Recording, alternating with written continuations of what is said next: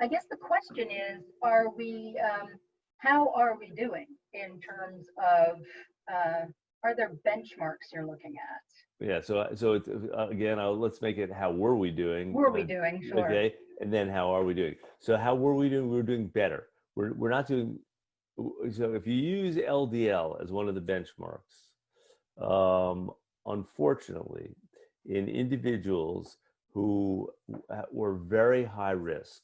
Now these are people who are categorized, had one major heart attack, a stroke, peripheral arterial disease, acute syndrome, or two of those majors and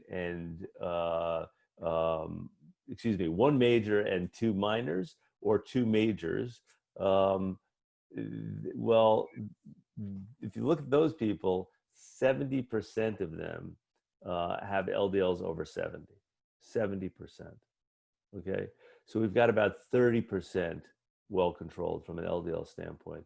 So how well were we doing? Not incredibly well. Part of that problem is just not addressing LDL as though it's the enemy, and we need to.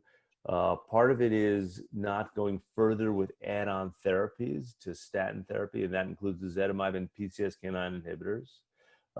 When we've looked at that very high-risk group and seen how many of them have had PCSK9 inhibitors prescribed, it's under 1%.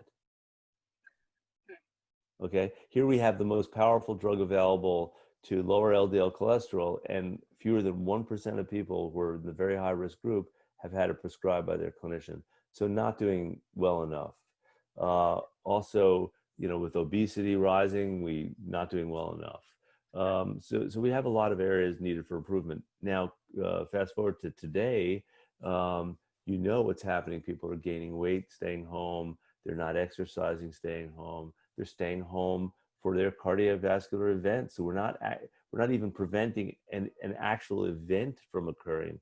People are dying out of the hospital more frequently than they had been.